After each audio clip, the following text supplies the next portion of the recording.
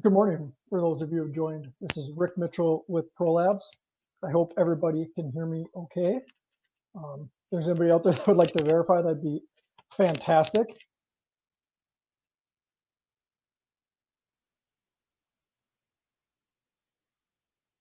All right, well, we will go ahead and get started here.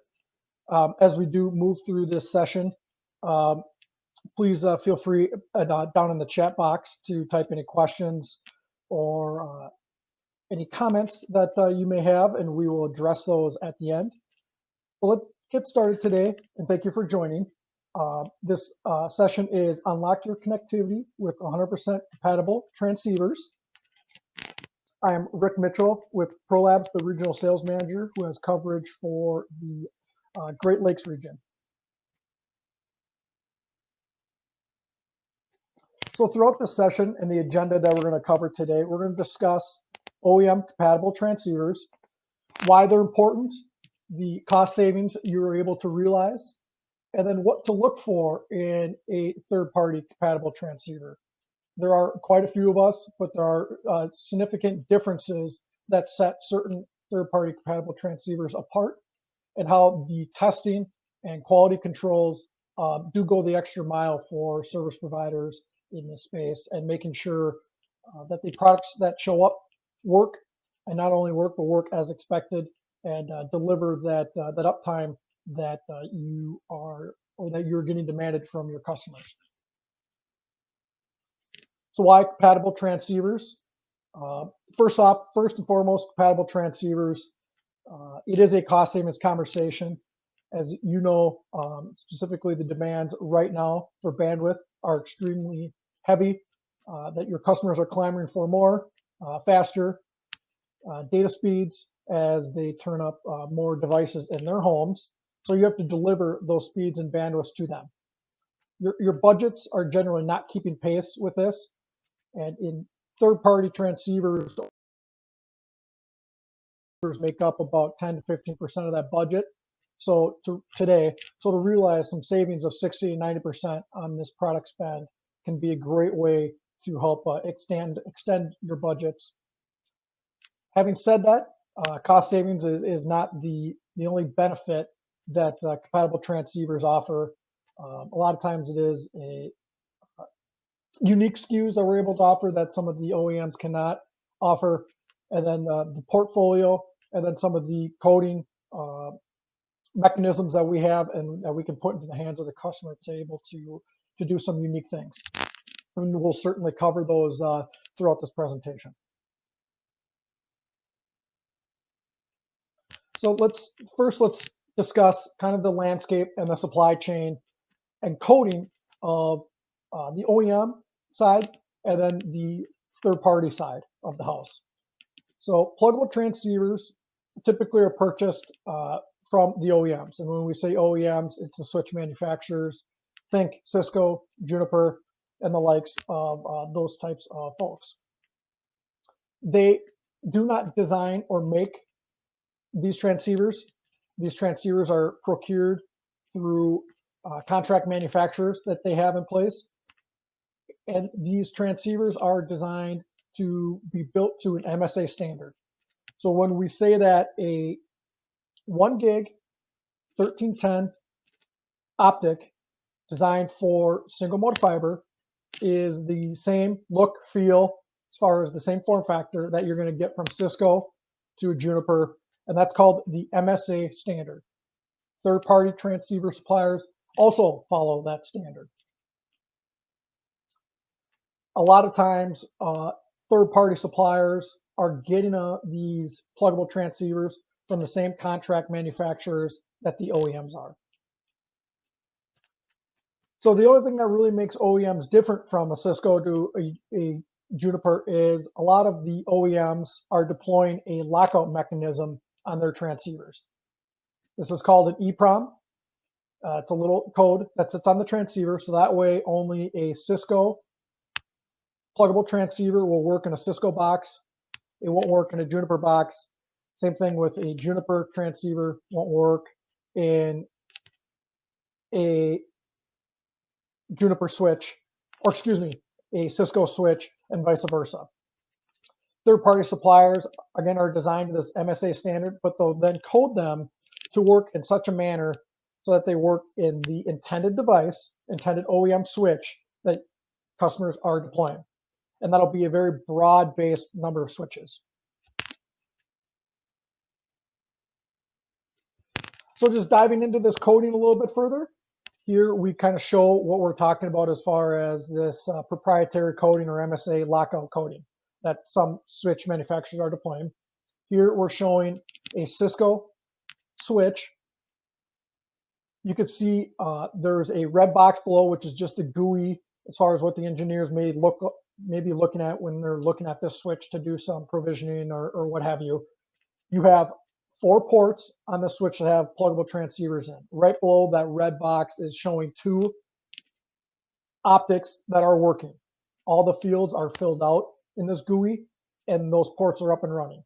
Above that, we have 2 SFPs that do not either have the correct coding or maybe Juniper optics or some other OEM optics. They're showing as invalid in this switch, and those 2 physical ports are down. Now, when we show compatible coding, again, we show that same screen. You see right below that blue box, same 2 optics are up and running. Now, we have 2 optics that are coded correctly in the switch. All the fields are filled out, including things like serial number, the CLEI code, which may be important for some companies to view. But anyways, these 2 ports are now working. They're up and running. All the information is very valid. There's no errors in this switch and is passing traffic between devices. So that's what we're when we discuss coding, this is the physical or diagram example or visual example that we like to give when we're talking about that.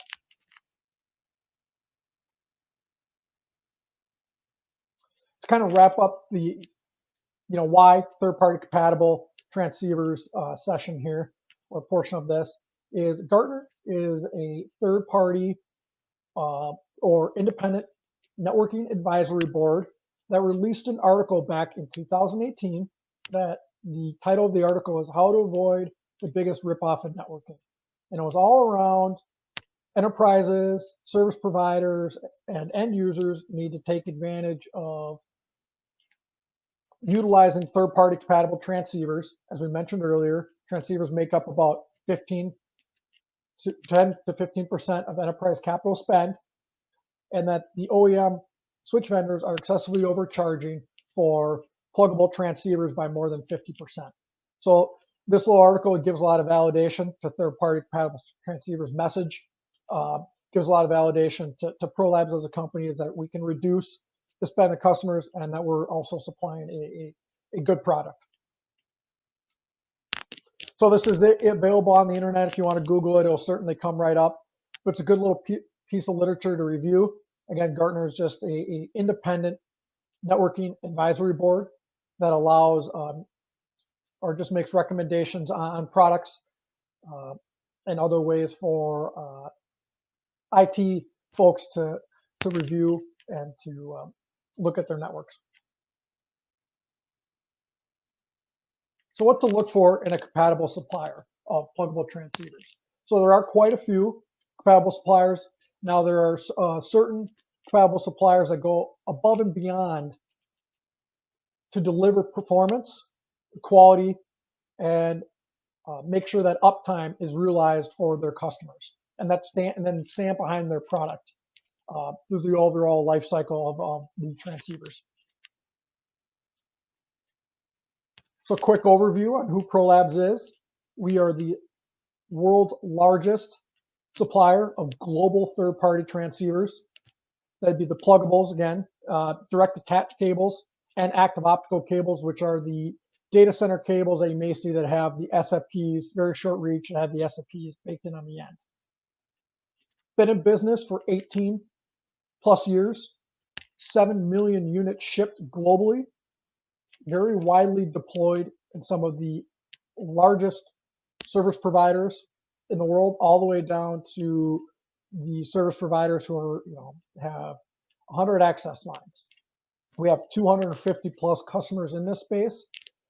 So this is our bread and butter as far as we tend to focus on the service providers, and we have a lot of unique SKUs that tailor to the service providers, whether it be long distance, BiDies, C and DWDM pluggables, and then of course the various data speeds. We guarantee all our products to be 100% OEM compatible with whatever switch the customer is deploying, and that may mean multiple switches that the customer is deploying. A lot of customers have various networking equipment in their environment, and we could program transceivers to work in that various networking equipment. Lifetime warranty on all the products we do sell. Again, on all the transceivers, pluggables, DACs, and AOCs, we like to say our compatibility equals plug and play out of the box. So you plug that transceiver in, the little light comes on in the switch. There's nothing that you need to manipulate on the switch to get that to work. 100% of the programming, testing, and inventory is in the US, 2 locations, and then we do have a facility in the UK as well. This testing, quality programming is assured by an ISO process that we follow in California at our facility there. Most of our products are industrial related, so they can, especially in the Great Lakes, we know it's a colder environment, so it can sit in cabinets or outside in harsh environments. That way, when the temperature does drop, you're not getting any the regulation on the line or any performance loss on that line because of the temperature issues. Due to commonality in a lot of the SKUs that we sell and due to our long history, we are fairly heavily inventoried. Many orders do ship same day or next day, just based on our customers' demands and working with specific customers for forecasts and understanding what various customers are doing to deliver service to their customers.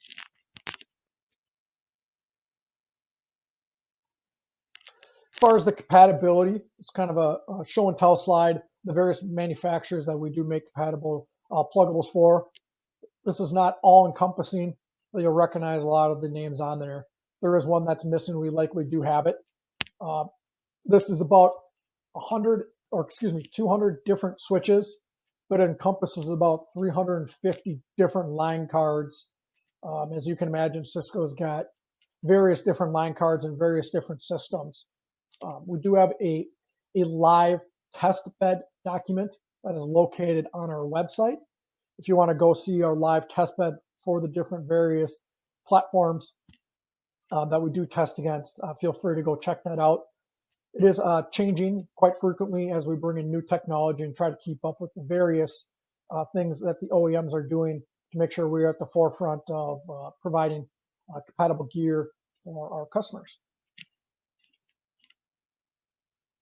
So where we stand out compared to other suppliers is we do all our coding, testing, verification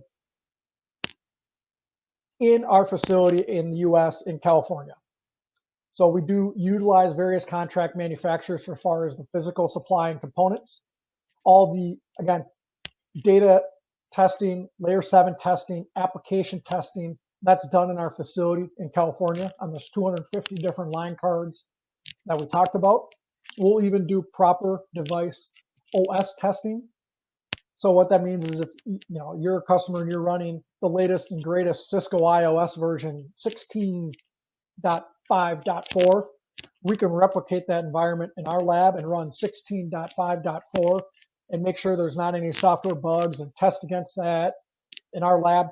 And again, that's ensuring that when these show up at our customers, that they're going to work right out of the box.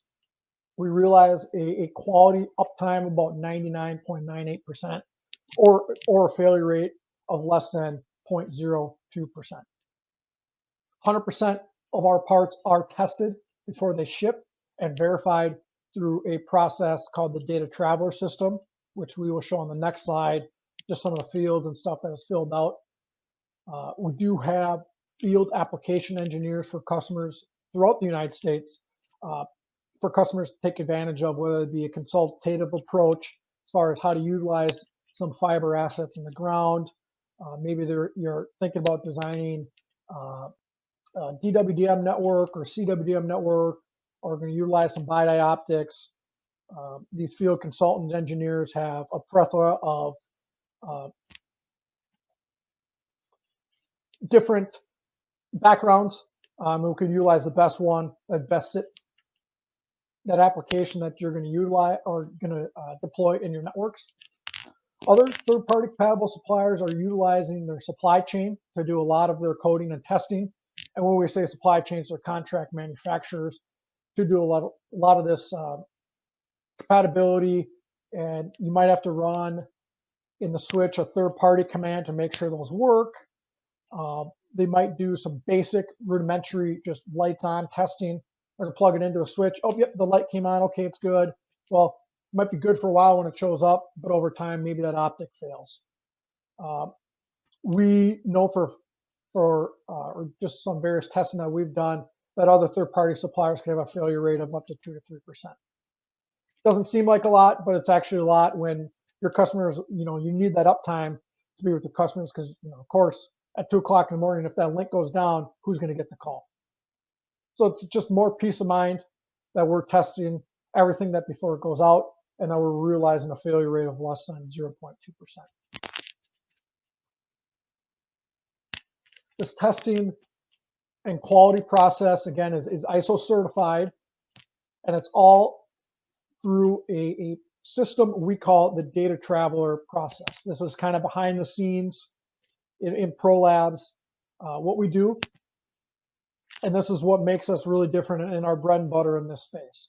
So think of this as the birth certificate for each and every transceiver. It gets time-stamped along the way as it moves away throughout, the warehouse. Serial number, part number, the basic information, and then all the depth testing, RX level, TX level, making sure the DOM was right, making sure that if this is an 80-kilometer reach optic, it got spooled up on 80 kilometers of fiber, what it was tested in. So again, hey, we need these to be tested in Cisco. Okay, we show what Cisco switch was tested in, what it was tested against.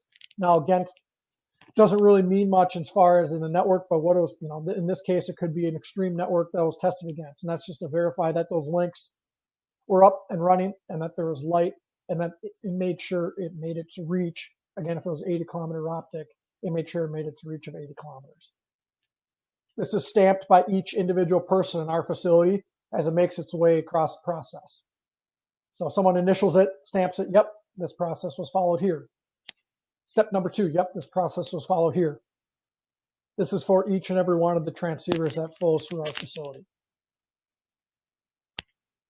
Customers have access to this data traveler system through a web portal that we can grant them to. They can go back and look at, if they wanted to, each and every serial number and get this information.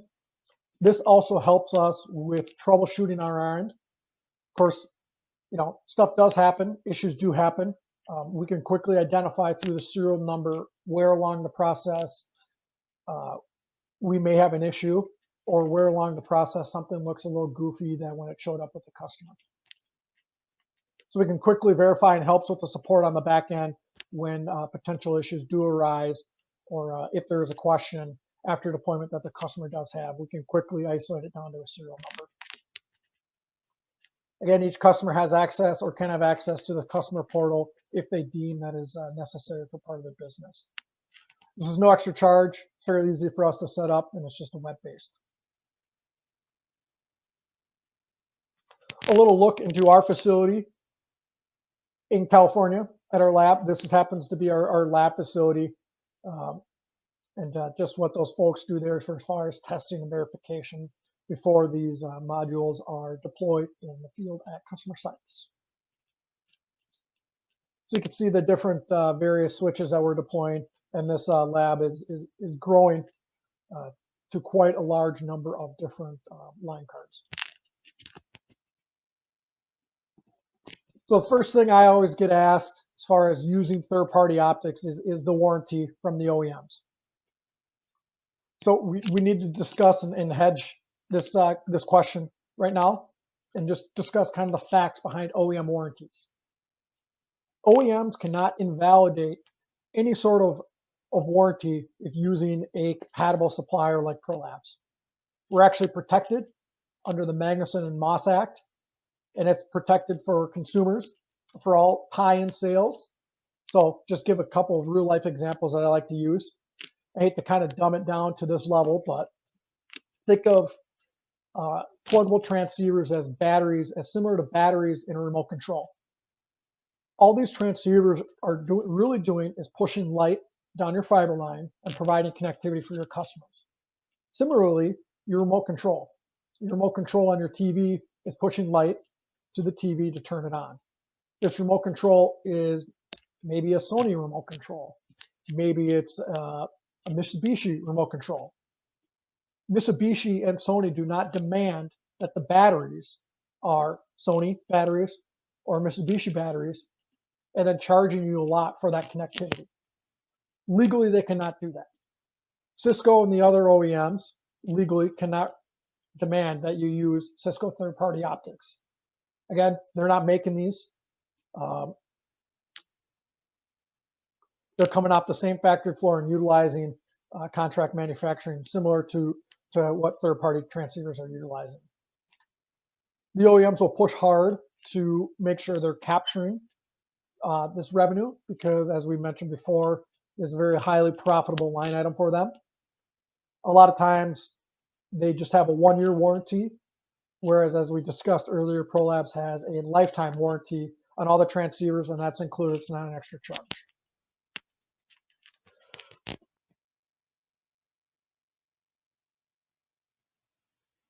Supplier simplification when using a third-party OEM is we could be kind of the one-stop shop for the various different applications, whether that's fiber to the home, wireless backhaul, transport, all the different applications that you're likely doing. A quality third-party transceiver house or pluggable house has all those different various optics in that portfolio. ProLabs has a very large portfolio, still supporting a lot of legacy gear, whether that would be GBICs, Zenpacks, X2s that the OEMs may not be supporting anymore. We have experience and knowledge in this space. We only focus on transceivers. So this is our bread and butter. So lots of different experience and best product solutions that we can recommend. Understand the different various coding schemes that the OEMs are deploying and understand that across a broad base of different switches and different line cards. Carry a huge amount of inventory. So I know there's a little supplier constraint out there right now from the OEMs. We hedged our bet a few months back and brought in a ton of inventory just due to the fluidity in the supply chain. So we are carrying a ton of different inventory and can meet the demands and keep up with the demands of our customers as their customers are clamoring for more bandwidth. We do offer different, some unique solutions. One of them is a coding and tuning box. This is a remote box that allows customers actually to recode and to tune optics on site. Think of this little box as almost like a little media converter, and you're able to recode ProLabs optics to the different various OEMs that you may have in your network. Again, to allow to reduce spares that you have, the sparing pool that you have, and to be a quick sparing device for you to hedge out any outages or anything that gives you kind of a peace of mind that you have this little box that can help with any troubleshooting that you may have as far as the tunables or the pluggables go. It's very good in emergencies, and it's very good for troubleshooting situations. And that this device does run off the cloud, so it's always available for customers to recode optics. So as we wrap up here, in summary, unlock your connectivity with OEM compatible transceivers, DACs, and AOCs. ProLabs is a great option to utilize for not only cost savings, but a broad base of different pluggables that you are deploying across your network.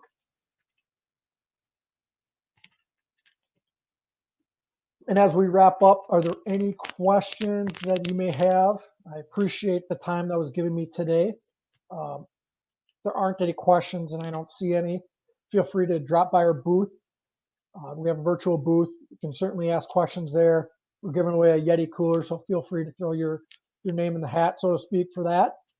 And we'll be around over the next couple of days to address any comments or concerns you may have.